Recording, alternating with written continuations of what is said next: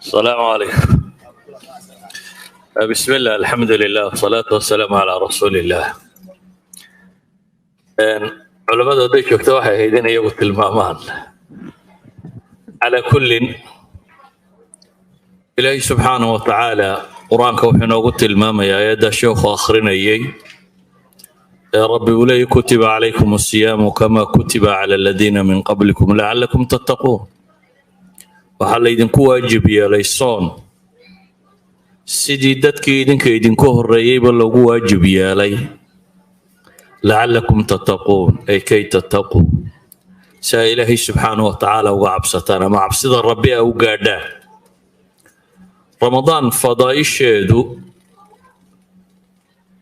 in badan baa maqasheen baan rajaynayaa, waana bil kow ah misfaad ruuxiya, waa biluu qofka muslimkii u sahay xidha inuu dembiga iska maydho.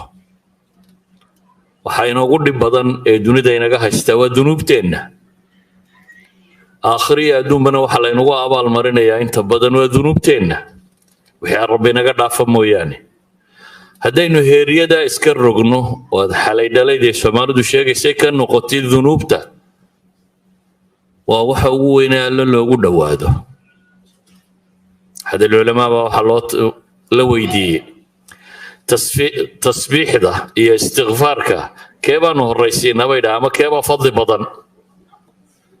markaasaa wuxuu yidhi dadka dunuubtu ku badan tahayna istikfaarka u roon buu yidhi, dadkay dunuubtu ku yar tahayna tasbiixaadka u roon.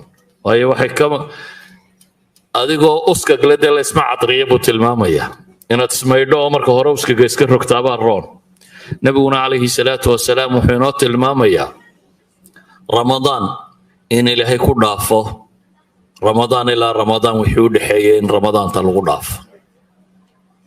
waxaa kaloo nebigu tilmaamaya calayhi salaatu wasalaam habeen kastoo ramadaan soo gelayso in dadka badh laga xoreeyo naarta oo ilaahay subxaanahu wa tacaala dembigooda dhaafo.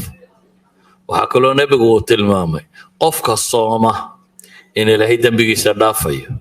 waxaa kaloo nebigu tilmaamay qofka iimaanan waxtisaabana tukada habeenadaasi in dembigiisa la dhaafayo.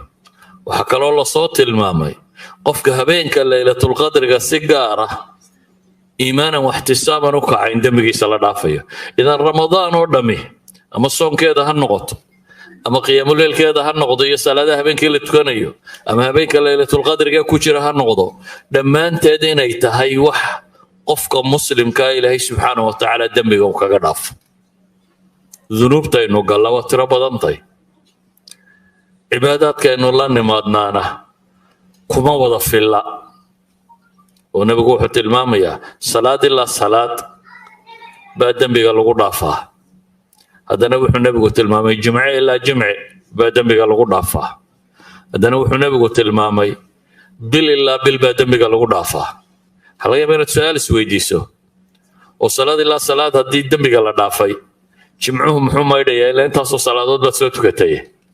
ama jimco walba haddii dembiga la dhaafayo muxuu maydhayaa ramadaanta marka la gaadho? cibaadaadku aynu samaynaa ma aha sidii la rabay. nebigu wuxuu tilmaamaya calayhi salaatu wasalaam mid baa salaad tukada oo salaadiisa aanan helaynin ilaa cushuruha ama thumunuha ama tusucaha iyo wax la mid a.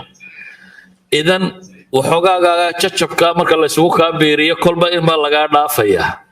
hadday wada dhaafi kari weydo ta kale jajabkeedaa lagugu sii daraya in kalaa lagaa dhaafi. hadday ilaa jimcaha gaadhi weydo waa laysugu kaa biirin. idan waxaynu samaynoo dhammi perfect ma wadaha, halkii qimada ma gaadhsiisna, laakiin waa waxyaabo qofka muslimka hadduu ku dadaalo dhammaantood ilaahay dembigooda ku dhaafayo. dee maantana waaba ogtihiinoo qoladan caafimaadka ka warrantay waxa kane dee asawm almutaqatic sooma maqashaan in badan, intermittent fastingka sheegaan soonta googo-an iyo caafimaadka si wax uga taro.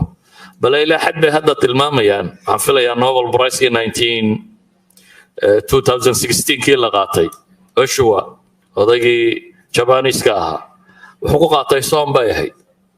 وها قفك بني آدم كأي الدفاع سيو صار ليس شركي سيو عصبونيسي سيو وحبضا إذا ما لنا الدنيا آخرة بود كفايديسه الدنيا عافمات بدك ليسه توقو بدن لسالة الماميو آخرنا الدم بقى الغرفة وأنا كان بيقول كنت المامي حديث قدسي إنه إلهي لي هي أعماشك لو دم بني آدم كاس كلا صون كمو يعني صون كسعنا على ما إلهي يدي وأنا أجزى به محل لو يدي بيع علماء ضيدها صون كإلهي باله كوا كلا بإلهي باله صلاة بإلهي درتي واحد هذا وحي كبح سنة قاعدة ديها الحسنة بعشر أمثالها إلى 700 هذه نصوص تشيكتي أي يدو كبح سنة بيد هذا وهذه وحيابا كانت تبلغ بالقوة بالمرينية إلى تضرب غلط شير لقارئيه iyadu waxay dhahaan qaacidada way ka baxsantay ajarkeeda ilaahay uma garanay subhanahu wa ta'ala idan waxaan leenahay waa waqti aynu u baahanay inaynu diyaar garowno ninka taajirka ah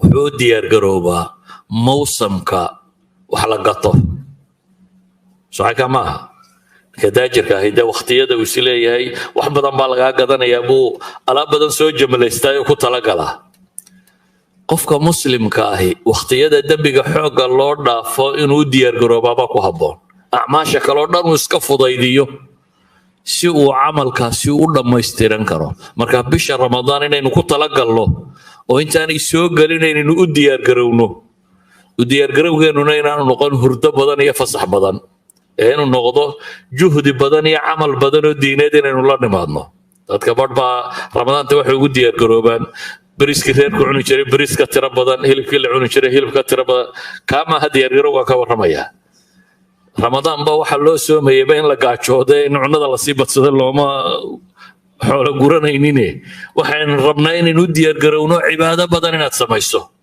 بشاين عبادة يستو عبادة يستو عبادة يستو أو اسقط ضيدين تكبح كرت بشا يدو إلى هيدا بقى دافي وصلى الله على محمد وعلى آله وصحبه وسلم والحمد لله رب العالمين.